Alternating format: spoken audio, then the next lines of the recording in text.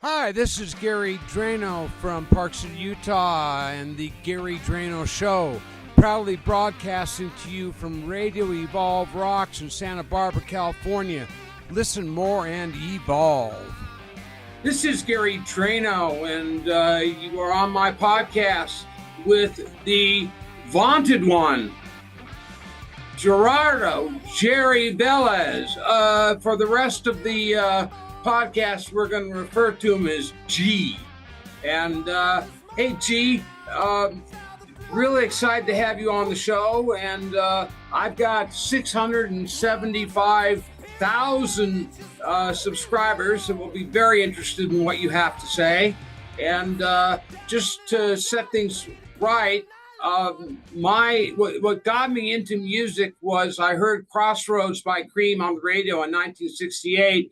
And I told my mom, we were driving up Ventura Boulevard in the San Fernando Valley, and I said, Mom, turn the car on, take me to Ernie Ball Guitars. This is what I've got to do. And we went there, and 30 minutes later, I walked out with my 1967 Stratocaster, which I still have to this day. And then right behind that, I discovered Jimi Hendrix. And Jimi Hendrix changed my life. And tonight, for example, I'm doing a live stream, and at least 50% of what I'm playing are Hendrix songs. So, Jerry, take us back to 1969, your birthday, your first professional performance, and what just happened to it just happened to be with Jimi Hendrix at Woodstock. What was the moment like for you?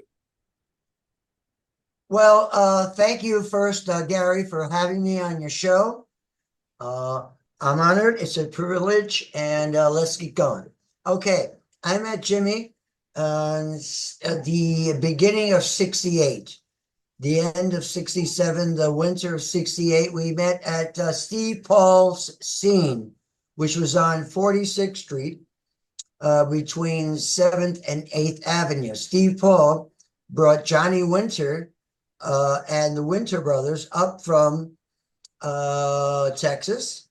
And we were all at nightclub, at Fillmore East. And he brought him right up to the front of the stage, and he was talking with Jimi like, that was the old days. You can do that. There was not peril of things happening. So anyway, I met Jimi at the Scene, Steve Paul Scene. I used to go there with my dear brother who passed away, Kenny Rankin. And once you went there and performed, played or jammed or anything like that, they would let you in. So I became, a guy who would travel from the Bronx, an hour and a half to get down there, and sit in with people. And that night, I went and I was playing with Rick Derringer's band. He was on Hang On. Rock and Roll Hoochie Coo. And Rock and Roll Hoochie Coo, and a myriad of great rock and roll tunes over the years. He passed away this year, unfortunately. And he was the band leader. And Jeff Beck was also sitting in. So the three of us played, like 2 or 3 songs.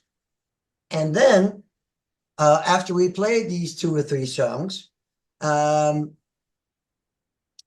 I went back to my table and my friends and sat down with with my friends. And how was that? Yeah, it was great. It was great. All of a sudden, I get a tap on my shoulder, and I look behind me, and it's Jimi Hendrix.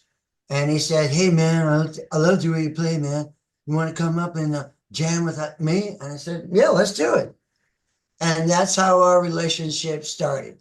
We went up and played 3 songs with Jeff Beck and Rick. And let me get this straight. Jeff Beck, Rick Derringer, and Jimi Hendrix? Yeah. Wow. Yeah, these were stolen moments. None of this has been recorded. Steve Paul's Scene was a basement. It's now a Chinese restaurant, I believe. It was about the size of the Cavern in London. Correct answer. Yes. And yes, it was like a wine cellar, so to speak. So I had Rick Brick curvatures. walls, yeah. Yeah, and they sat, across in rows of tables. You sat next to people that you didn't know, you didn't care. It was all peace, love, and groovy. So yeah, that's how I met him. And then after we played, he said, "Hey man, I'm going up to the studio to record. And you want to come?" I said, "Yeah, can I bring my friends?" He said, "Yeah." So we all went up and we jammed and played and hung out. And, I told jokes and, we got to know each other for 10 hours. And then we all went home. And he said, "Why don't you come back tomorrow?" I said, "Yeah, okay." And that's how our brotherhood started. We're both lefties. We're both, lefty. It's hard being lefty in a right-handed world. So we would share that. We would share that, I'm Hispanic, growing up in a white neighborhood, although we are white. The, last name is, terrible to have, but, I wore it proudly. And so did my family. And so did Jimmy's family, being, a black guy and in a community that was all white. Was he Jimmy James then, or was he Jimi Hendrix? No, uh, he was Jimmy James. That was before I met him. So, that part, I think, I don't know the Oh history. yeah, so Jimmy James was pre 1966. So yeah, Yeah, got it. yeah. And that's And when he was playing with all it's the other artists at that time. and right when he went into the U.S. Army, which very few people know that he served. Oh, yeah. That's why we did the Star Spangled Banner at Woodstock. Yeah. He wanted to represent our country, excuse me. And that was his best expression of what's going on. The machine gun sounds, all the chaos. And hopefully through the chaos comes the calm. And, that was what Woodstock was all about. Well, let's get deeper into Woodstock. Uh, in the picture, there's really dark clouds. Is that a set, or is that actually the sky that was at the time? Was it really cloudy like that? Good catch, Gary. No, that was done. It was colorized by the original photographer, Lenny Eisenberg. Lenny Eisenberg and I are dear friends. I said, "Lenny, can you do something for me with, that shot, that iconic shot you got with Jimmy and myself at Woodstock with our, peace sign in the air and so on?" He said, "Yeah." He created that atmosphere. Ah, And it's yes, and he created, the coloration, which is, on the mark. And so originally it was a black and white photo. oh yeah, it was all black and I believe it was all black and white back then. Except the movie. Well, most of the shots, no, that's not true. Most of the shots I have are black and white from Lenny, and then I have a lot of color shots from other photographers at that time who are still part of the Woodstock community. Alumni, Excuse me? alumni. Basically alumni who actually put the whole event together, the crew, hospitality, all that went on. And I'm a part of that group. I'm the token musician because I was there as well with these old timers. And they, everybody is getting really old and passing away, but they go and we go up there when someone passes, and we do something special in their spirit, the light that they gave us, that they share with the world, whether were photographers or cinematographers or whoever was helpful at that time. So yeah, that's the crew. Now, the Woodstock alumni for me is Juma Sultan, who was the other percussionist, and Billy Cox, who was the bass player. And it's Yeah. only the three of us left. What happened to Mitch Mitchell on that? Yeah, Mitch Mitchell. Or Noel Redding. I can't remember who was the drummer and who was the bass player for Jimmy. But Well, either Noel Redding was the bass player. and how did he get replaced by Billy Cox? What's the story behind that? Okay, the story behind it, when I was playing with Jimmy for 10 hours, we went upstairs, everyone smoked cigarettes back there. We had cigarettes and, another gallon of coffee. And I said, man, that was a lot of fun. He said, yeah, that was great, man. I said, well, what are you up to? And he said, well, I'm going to change the band from a trio. I'm going to add a rhythm guitar player, a different bass player Band of Gypsies was born. Yes, Band of Gypsies, Gypsy, Sun and Rainbows, just the Band of Gypsies. Yeah. Was Gypsies, Bands and Rainbows, or whatever you just said, was that a song or the name of the first name of the group? That was the first name of the group. I came up with that. Gypsy Sons and Gypsy Sons and Rainbows. Yeah. Yes. And then Jimmy he loved it. And then he said, I like Band of Gypsies. And if you look at the video, I said, whatever you want, man. It's your show. He said, let me think about it. And at the show, he said, hey, we're Gypsy Sun and Rainbows, just a Band of Gypsies. And he turned and looked at me and I said, like a brotherly thing. Like, there you go, bro. And he did that for me.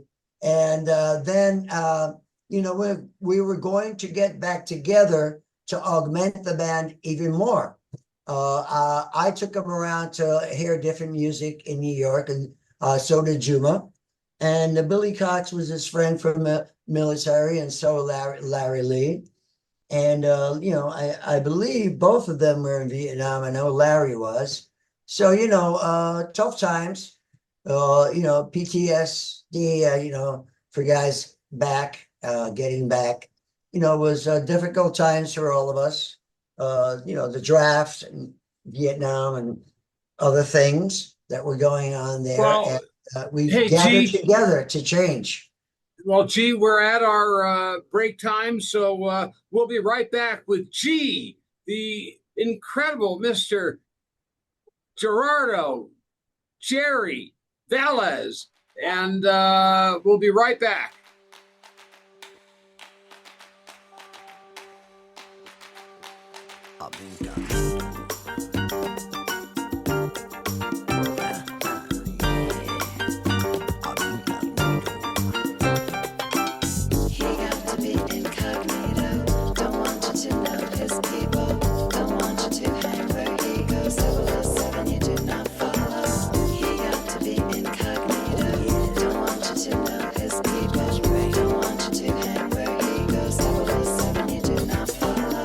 You said about me?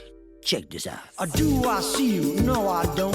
Skin tight denim, watch the trench coat. 1940s aviators. You're gonna step on my toes, don't feed the gators. Paranoia, the new normal. Fashion show, that's mandatory. Yeah. No, stop, no flash photo. Shoot, unsee me, I stay go.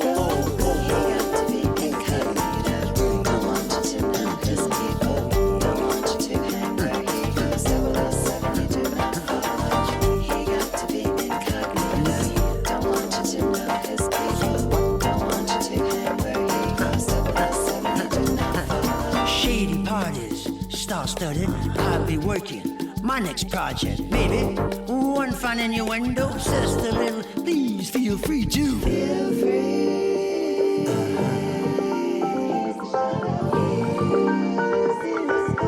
You ain't seen me yet. I ain't no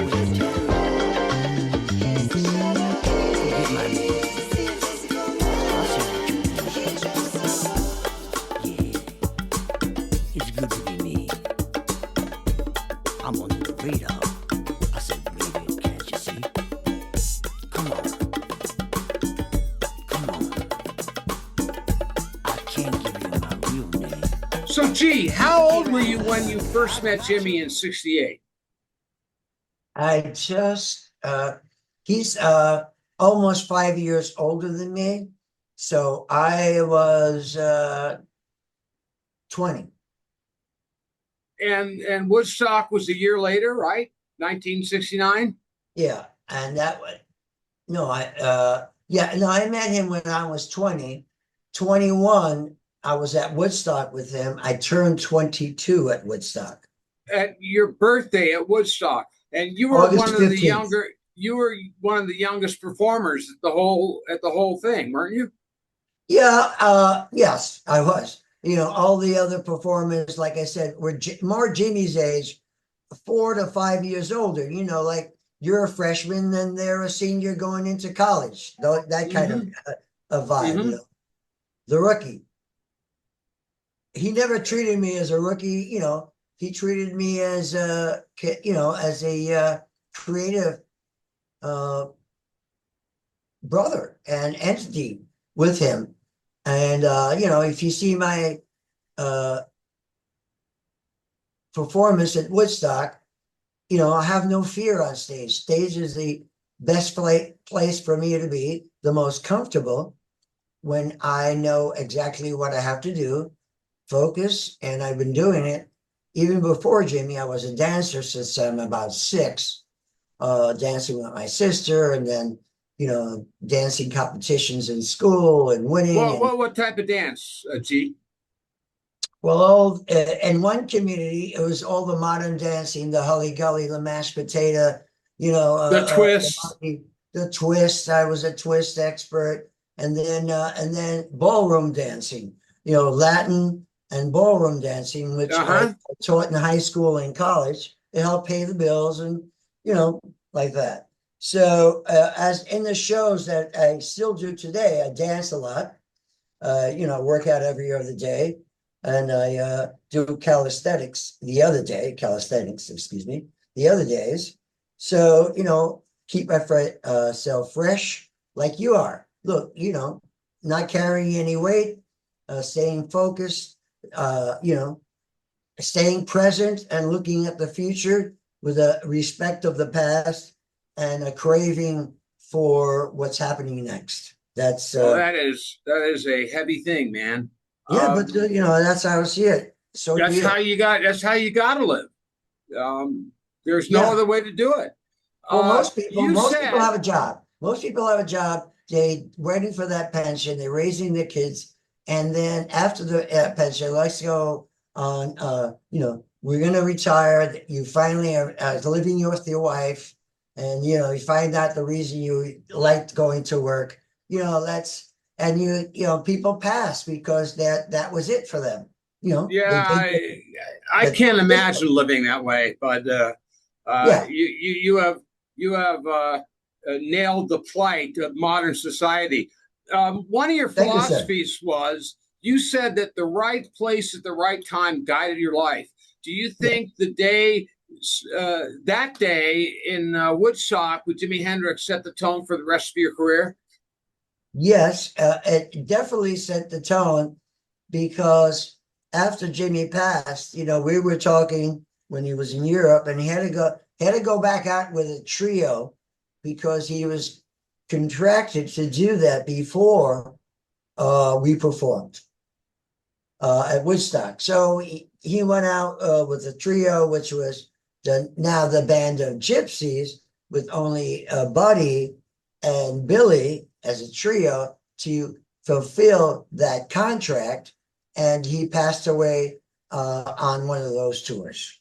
Was there 1970? Was there, I think it was November of 1970, was there bad blood between Mitch Mitchell and Noel Redding and Jimmy because of the move to Billy Cox and Buddy?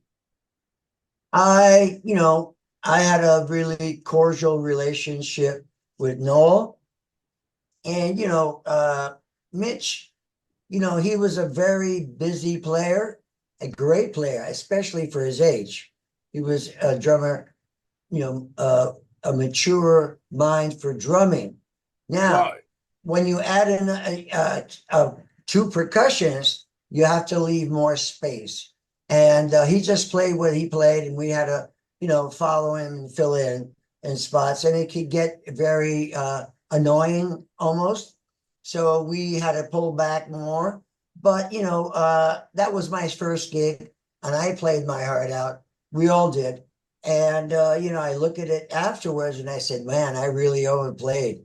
That was, I look at it now as a real seasoned pro, and I go, wow, did I overplay? And we all did. And you learn and you mature.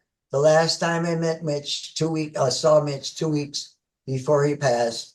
We were talking about that, and he said, "Ha! You admit you were playing too much." I said, "We all were." Give me a break, bro. It was my first gig. Anyway, did you escape LSD while you were up there, or did anybody spike you with LSD? No, it didn't spike me. I took it, with a spiritual intent to, elevate to that. But that's what we thought.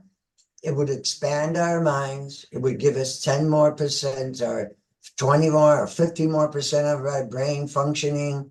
And, it was the end all. Like a lot of, Adderall and all the ADHD medication is really methamphetamine or amphetamine in a capsule form for people who take that. So, these things were found out back then, and now, the jury is in, and I haven't done any of that in 50 years. Since 50 years, that was April 15th, 2025, was 50 years for me without any of that. So, it was a time for that, and it was a time to, really become a man and not a boy.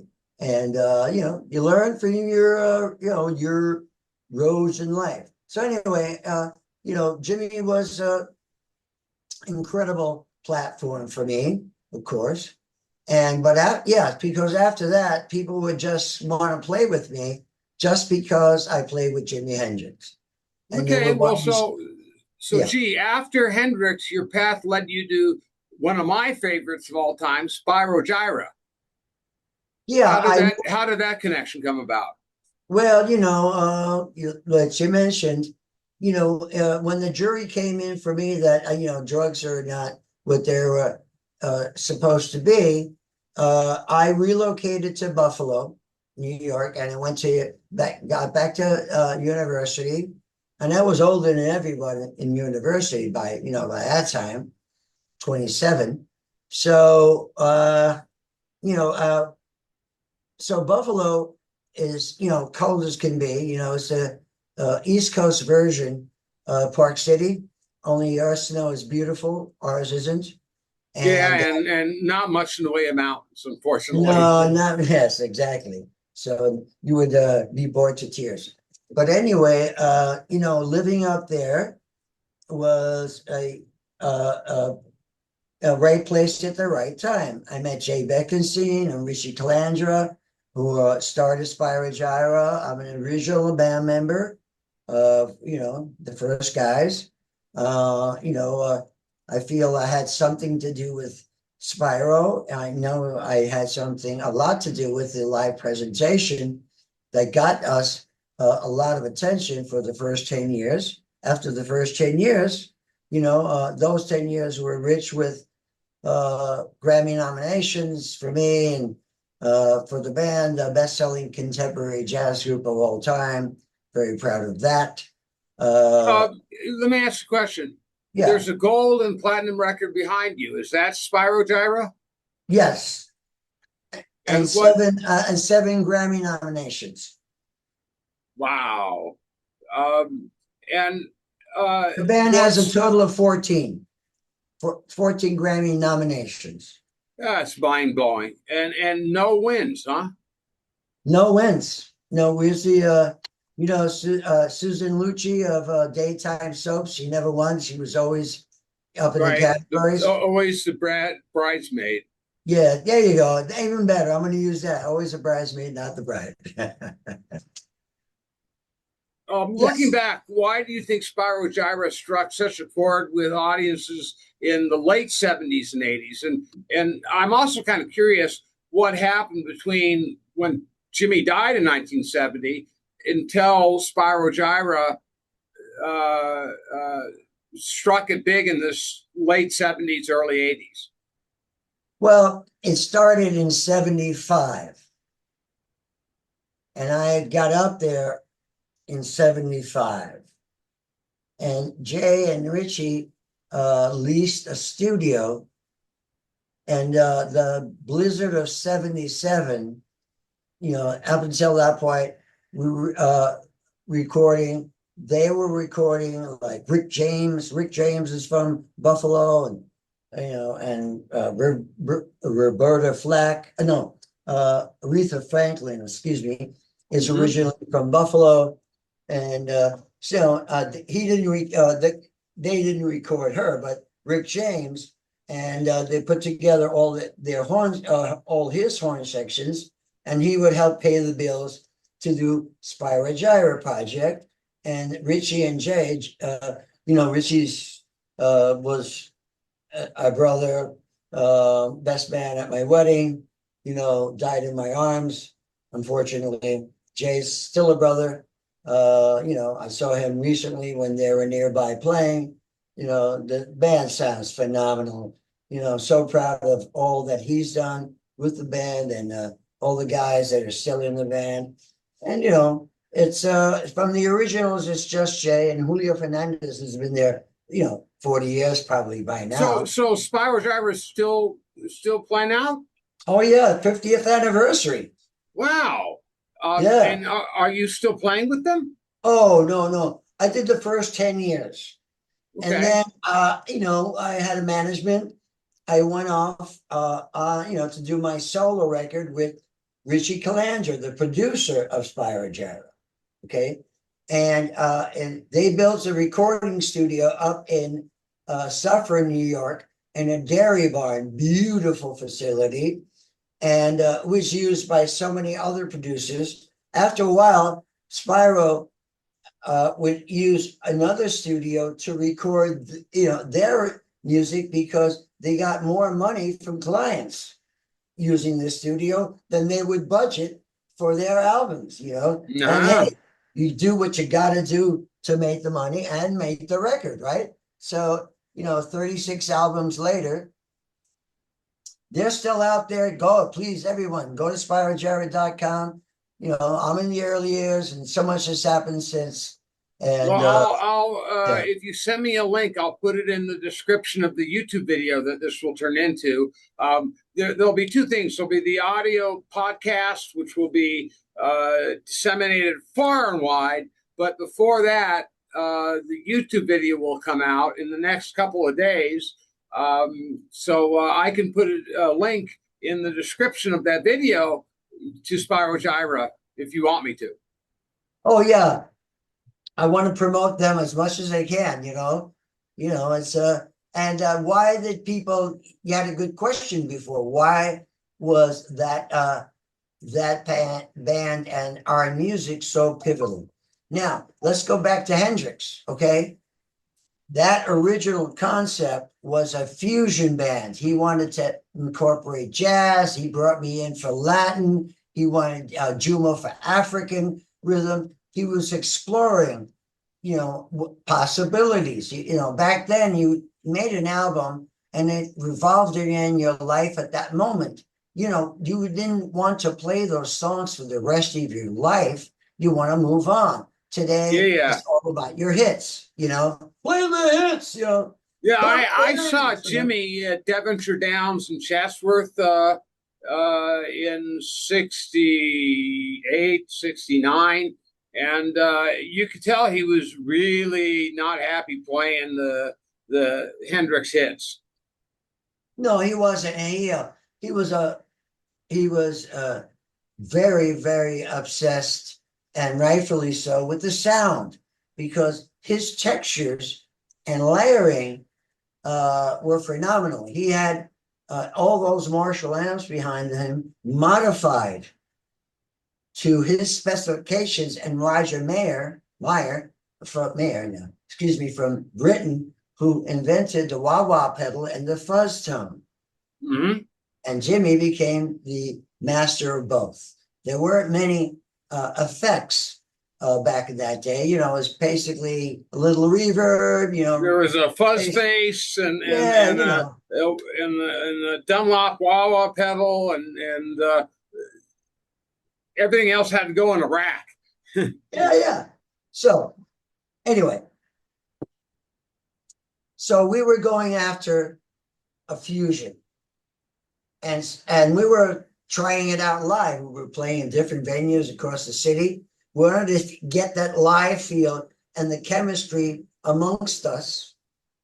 And at the same time, Miles Davis was, you know, getting Bitches Brew, another groundbreaking fusion album, or maybe even the most groundbreaking fusion album, Bitches Brew. He was doing it in the studio, and after the studio success, he did it live. We were already live. Jimi was coming back. We had a certain amount of tracks that, you know, I lived in the house with him, and you know, we would work on material all day long. I mean, all day, all night long.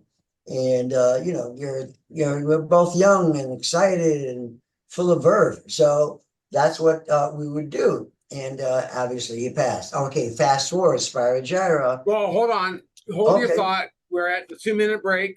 We're going to be right back with G and his incredible stories about Jimi Hendrix, Spyro Gyra, and we're going to get into the millions of people that G has played with, like Bowie, Elton John, Stevie Wonder, Stevie Nicks, Shada Khan, Beyonce, Paul Simon. It's crazy. So we'll be back in 2 minutes.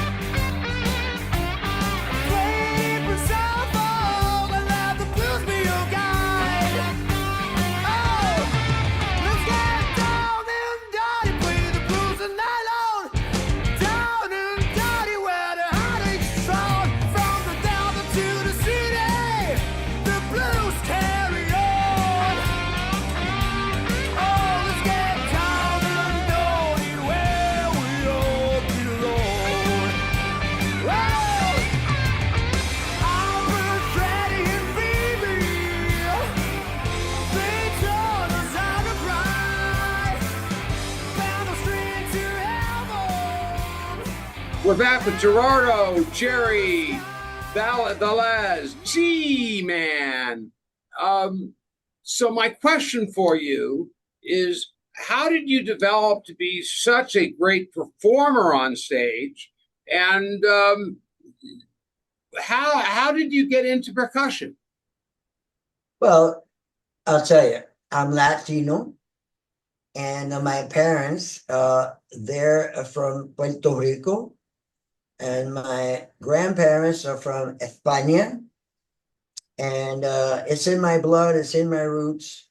You know, I started dancing at 6. I got my first percussion instruments in Tijuana, Mexico.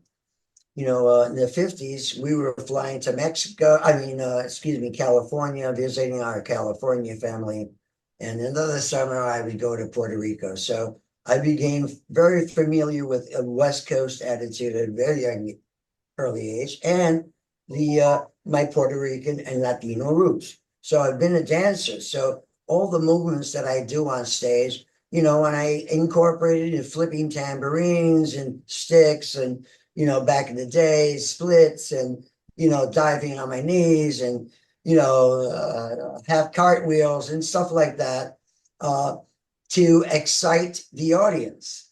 And that platform for me became really Spyro Gyra.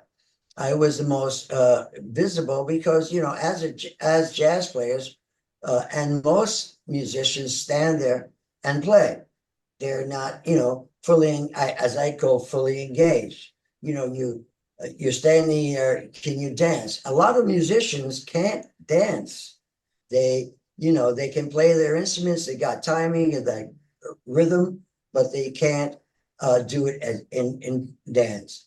You know, like I said, I taught dance in high school and college, ballroom, which is very specific. And the other ones were just fun and interpretations, but, you know, that got me through, you know, got me to the young girls when you're a young guy, you know. So my percussion instruments at 9, playing them on the side, going to strict, you know, parochial private schools and, you know, wanting to find out what was going on outside. So, you know, always. And my sister, Martha Velez, was, you need to interview her as well. She was in, well, yeah, hook us up, man. performing arts high school. She was in the original cast of Hair. She was a leading role in Hair. She had So 6 Broadway. albums. Eric Clapton. Her 4th was produced by Bob Marley, his only non-Jamaican production. Martha Velez, Escape from Babylon. So, you know, we have a very musical relationship, and, you know, humor and writing. We you know, we wrote situation comedies for Norman Lear's company, which he optioned from us. And we've done music and so on and so forth, which I'll give to you and you can share with the public on your show. Would absolutely love it, G. Yes. Your resume of collaborations is staggering. And let me run down just a small fraction of your list. Bowie, Elton John, Stevie Wonder, Stevie Nicks, Shaka Khan, Beyonce, Paul Simon, Mark Anthony, and dozens of others. Of all these, who would you say were the most talented of the bunch?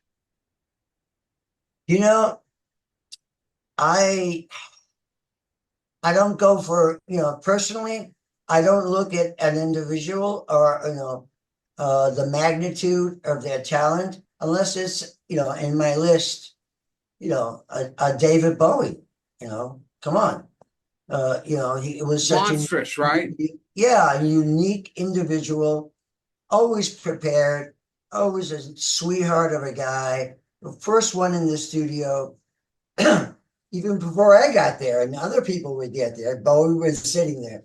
Great guy, great mind, super creative, as we all know.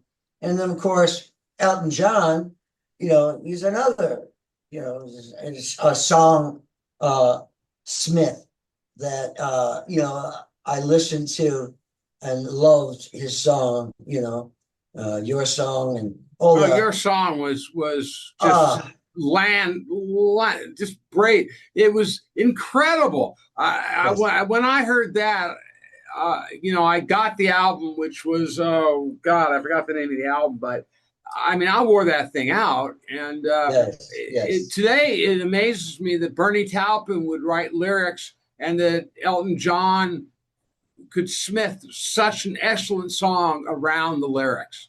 I mean, that was really a synergistic relationship. Oh yeah, the best, one of the best in the business. Now, then, you know, you're talking in that more British pop, you know, and they were flashy, they were theatrical, they were amazing, you know, many layers, you know, a lot of successful bands, they just get up there and their usual outfits and they play. No, these guys recreated themselves all the time. That's why I love Prince. Did the same. I only worked with him in the studio. I never worked with him live. But I understand he was a hell of a guitar player. he was uh, uh, a creative genius. That you can give him because he wrote the music, he played every instrument, he produced and created the band called The Time with Mars Day and The Time. He has his estate still owns the name and the rights to Mars Day and The Time. He could play piano, guitar, bass, organ, you know, you name it. I have never seen him play a wind instrument, but I wouldn't be surprised if he did in some random song, or perhaps he took it up somewhere. You know, he was a prolific studio guy. He was Like, if he wasn't in the studio, he was chilling. If he wasn't in the studio, he was touring. So it was, you know, like for me with you know, like a band like Spyro, you know, you tour, take a short break to write, you do another album, you should take a short break to rehearse, you go out on tour, you come back, you take a short break, and you know that it repeats every year or every 2 years, depending if you have a hit record, you do it every 2 years. You don't want to, you know, you want to take it as far as you can before releasing new products. yep. And timing is everything, isn't it? Yes, the right place at the right time. That's what you know, Spyro and Nile Rodgers and Chic. Oh, I'm glad you brought up Nile Rodgers. Yeah. Uh, I have a Nile Rodgers Stratocaster. Just because I love the simplicity and the hook of his music. I mean, it's all hook. Yes. Well, you know, he's to me, he's the best rhythm guitar player in the biz. You know, most rhythm guitar players have to relinquish, you know, solos to, you know, the lead guitar player. Yeah, right. You know, you have Slash with Axl Rose, you have Steven Tyler and Joe Perry, you know, the songwriter Steve Stevens and Billy Idol, you know, those dudes, Mick Jagger and Keith Richards, those writing dudes, and, you know, we mentioned Elton, are, you know, touches of heavenly sent inspiration to me. All those writing partners. Now, as far as other people that I performed with, after before 9/11, I was working on touring and working a lot on the road. And then I started my event company. You know, we can meander to that because, no, let's say, so with Nile, I recorded a lot of extended tracks for a lot of the hits that he had. And, you know, I was more part of the touring band. We recorded a lot, but he didn't release any new material until Get Lucky, which I was just going to bring up Get Lucky. yeah, with Daft Punk, which got him, he guarded 3 Grammys from that, and he was back like, you know, all the young artists want to work with now, getting back to his guitar playing. He's you know, his rhythm guitar playing and Bernard's bass playing and Tony Thompson's drumming, that was signature Chic. And then, you know, other artists wanted that groove, and you know, and there's not many people that can put the groove down on rhythm like he can, especially for the pop artists like Bowie, like Madonna, and countless others, Thompson twins, and now he's producing a lot of young artists. He's creative director for Abbey Road in London, and he works a lot in Europe, because Europeans still respect, the older artists. They don't cast us out to sea on an ice float. They revere legacies. So that's a great place to use those skills on younger talent. I love to do that when I'm in Europe, and I'll be there in 2026 in various capacities. We can talk about that other time. I can't mention it now, but I'm very excited. I will definitely. I could already tell you, I got to have you back on the show because we're just scratching the surface of G, and hopefully you will come back. Listen, when you were stepping in the world of an artist as different as Elton John versus Stevie Wonder, how did you adapt your percussion style to fit their sound? Well, unknown caller. Okay. Every artist, obviously, we would do several of their hits. So we would have a rehearsal. I knew every Elton John song, half the band did. And like we worked with Steve Winwood. He has some really interesting leading with timbales. So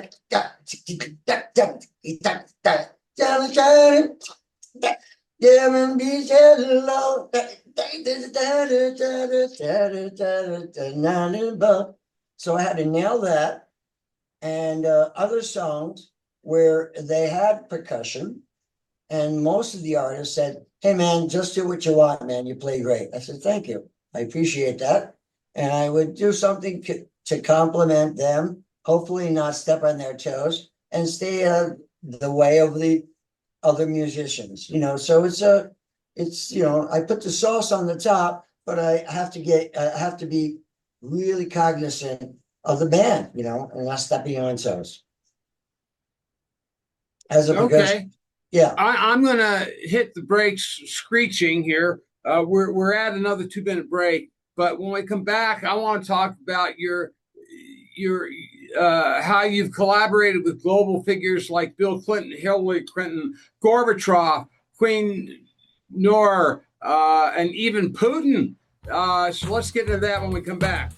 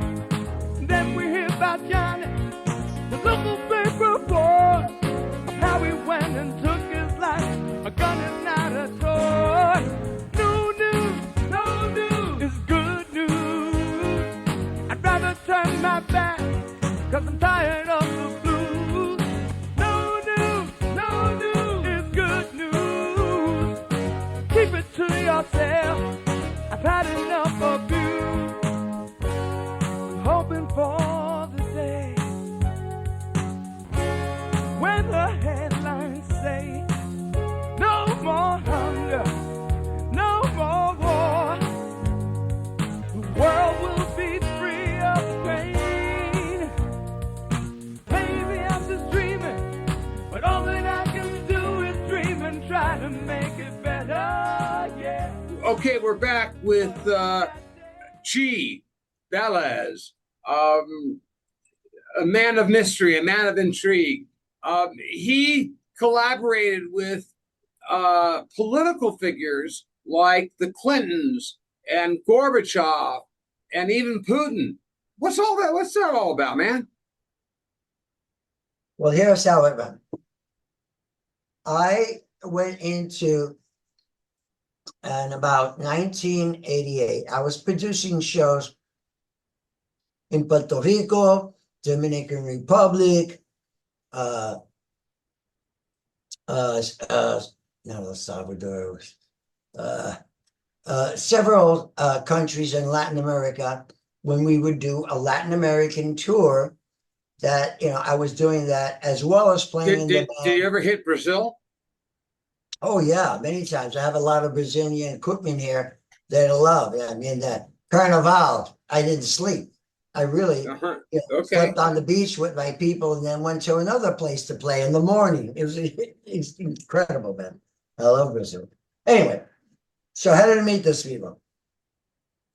I have this event company and I'm doing major events for the New York Stock Exchange, Security Traders Association, Mercantile Exchange, Coffee, Tea, and Cotton Exchange.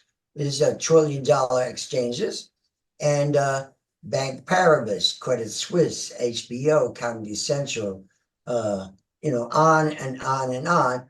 As an event producer, I did SAP's IPO launch on New York Stock Exchange, the biggest event ever in front of the stock exchange, because that was in 2000, and then 9/11, 2001 hit, and after that, the whole event business changed, and I began to. How so? How so, Jared? Oh yes, I'll tell you. Good question.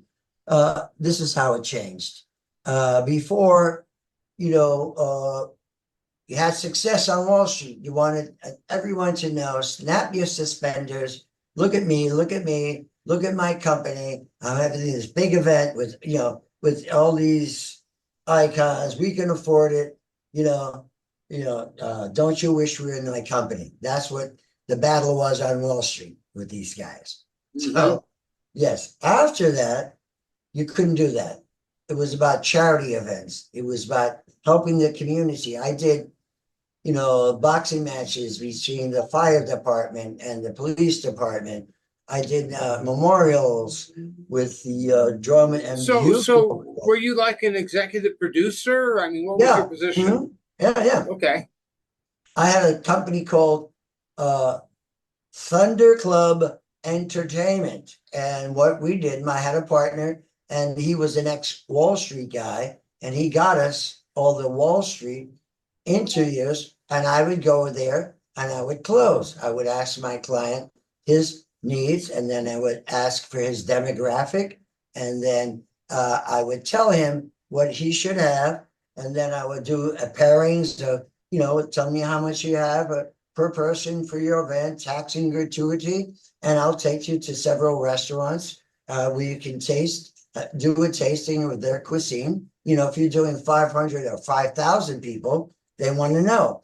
And pairings of wines and so on and so forth. I've done all of that. I know the depth of a stage. I know the different insurance implications, all of it. So having that knowledge, I started to do major charities. And that's when the socialite community in New York, I was a musical director for the GMP Foundation for Denise Rich, a billionaire socialite, whose husband was Mark Rich, who couldn't come into the country because there was a warrant for his arrest here because of a Contra event. You know, he's Swiss and he sells instruments to everyone. So we said, you're not coming in the country, you know, we're revoking your passport, blah, blah, blah. Anyway, his wife, they were separated, lived in New York. Her daughter died from leukemia. She started this foundation. Now, I was doing a lot of other charities, Liver Foundation, Kidney Foundation, Make-A-Wish. All these charities started. Anything for the military? Oh, yeah. Veterans Trust. Mm-hmm. What is veterans of foreign wars, and getting money for them and showing guys how to do basic stuff online, so on and so forth, right? So and we worked with the army and the military for other reasons, basically music reasons, and that's how I got involved with the military cruise business, and then the public cruise business, big entertainment entities. But for these charities, Denise had to pull, and she had Gorbachev during Perestroika, the end of USSR. And I worked with Joan Baez, by the way, and she was, she's the mother of peace, love, and everyone. And that's another story we'll do. But then all these heads of state, Queen Nora, and I met Putin and Medvedev at a completely different time, not in the United States. I went to St. Petersburg in Russia and performed for Medvedev, and he loved my performance and asked me to come to the table. We had dessert and coffee and talked for the next 3 hours about what life was musically in Russia for him and everyone. And now, it was open and he was happy, and now it's all closed again. But I was in Moscow, and I met Putin there, as well as performed for, in Moscow. So I got to ask you the burning question. What did he think of Putin? Well, honestly. Well, he's cold and stoic. He's the kind of guy who enters his room and the temperature drops 10 degrees. He's cold. And, he KGB. shook my hand, like, he looked at my face for a second and went to the other person's face, like, I'll shake your hand. Oh, yeah, next hand. All right, next, and he went, a dignitary handshake. Medvedev, I sat down with. We had a great time. Fun was had by all. And, I went there several other times, Azerbaijan, other places, and that region of the world, which were just finding their oil reserves. And, it was frontier country in those and frontierville in those countries. We had, armored vehicles, and I always have security, personal security, and then our entourage always had security. It's no way to live. Angola, I've been to Angola, Morocco, Japan, Southeast Asia. So a world traveler, and yes, for reason, not for pleasure, for reason. In 1981, you founded Gerardo Velez Productions. Is that the genesis of everything you've been talking about? Correct. That is the genesis. I had a great partner. It was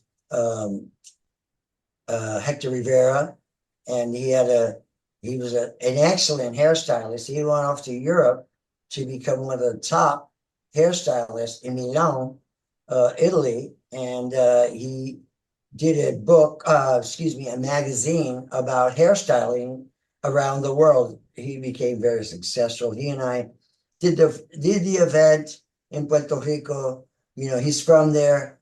I'm not, so I respect that aspect. I'm more of a New Rican, as we called. There's more Puerto Ricans descent in New York than in Puerto Rico itself. So anyway, so that was with Denise, and then with other charities.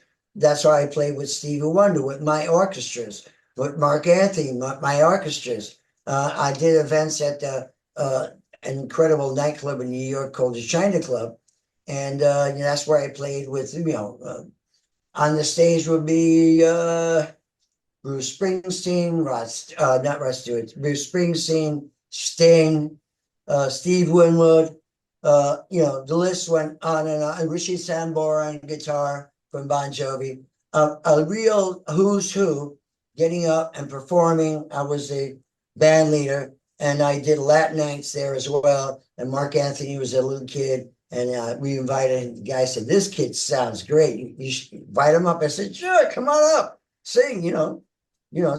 If you don't sing great, I'm shooing you off the stage. And he said, "No, man, no, man, you guys are too good." He sang another time, but then I worked with him at these charities, and I stay in touch with his management because he's going through changes as they all do. And that was Mark. And then I went, worked with Patti LaBelle, and then I became a member of her band. She was, my favorite diva of all divas. Even the great backup singers that she would hire, who were artists on their own, in their own right, would be in tears when she would be sound checking. She had that kind of power and spirituality in her singing. She left it on the stage every night. They had to help her to her room, and she was exhausted every night. And she's not young. She's older than me. So, and she's still performing. God bless her. Are you older than me, G? What? Are you older than me, G? Yeah. I'm 71. I'm 50.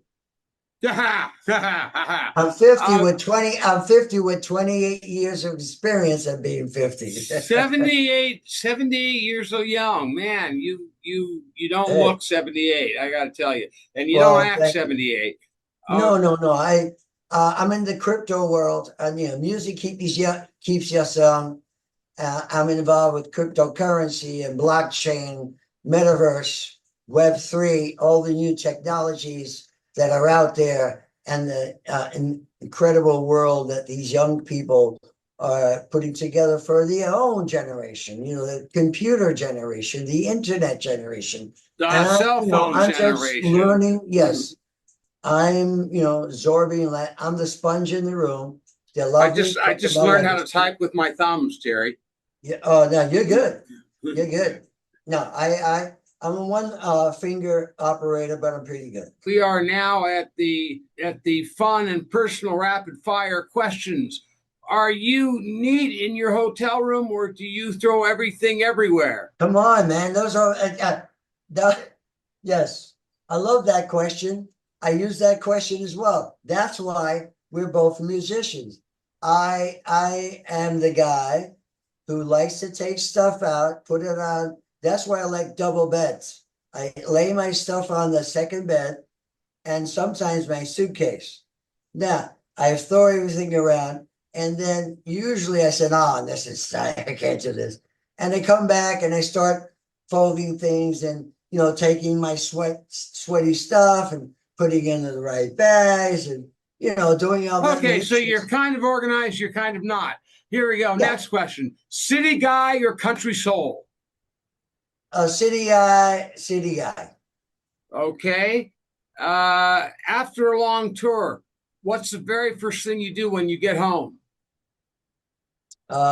Kiss my wife. Fantastic. What's one story from the road that still makes you laugh every time you tell it? Wow, that's a good one. Well, I was on the road with Paul Pesco during my Joan Baez era, and we had the video cameras, and we were on a phone, so we're looking for the cone heads, because remember cone heads from Saturday Night Live? We are from France. We have the cone heads. Yes, in the cone of silence. Yes, I call that silence. Maintain low tones. Well, those characters, we said, we're looking for the cone heads in France, and we were going from place to place, asking people, pardon, monsieur, parlez-vous anglais? No. Cone heads? Cone heads? No, cone. They send us someplace, and we go for cone heads. So we didn't find cone heads. Then, I swear, out of the blue, come chefs with their chef's hats, about 6 of them that look like cone heads. And we said, there are the cone heads. And we went to them. We've been looking at you, the Coneheads. Yes, take us back to your, take us back to your planet, please. And they looked at us like, get out of here. And Did you ever meet Dan Aykroyd? Yes. Okay, so you met the real Conehead. Oh yeah. Briefly. He was entering his, what did he own? House of Blues, I believe. Yeah. He owned a chain. I played him all. I met him twice in the building. Hey man. That's basically it. Last rapid fire question: do you own a bathing suit? Absolutely. Okay. Well, you have thrilled and excited not only me, but I'm sure my 680,000 now subscribers on YouTube. Jerry, you were a pleasure to spend time with, and I look forward to seeing you again in the future, without a doubt. Yes, let's do it again, Gary. You did your research. Thank you very much. Give me an opportunity to discuss those portions of my life, which, it makes me feel whole. So thank you, Gary. And the Gary Dranow show is once a watch. It's Dranow, like liquid plumber. Dranow, okay. Like liquid plumber. I'm performing tonight live to the internet. So that's what I do. Yes, and any of your viewers, please go to GerardoVelez.com. GerardoVelez, V like in Victor, ELEZ as in zebra.com. And that's me. Okay, well, I'm going there as soon as I hang up this computer. Jerry, talk to you soon, I'm sure. Bye-bye.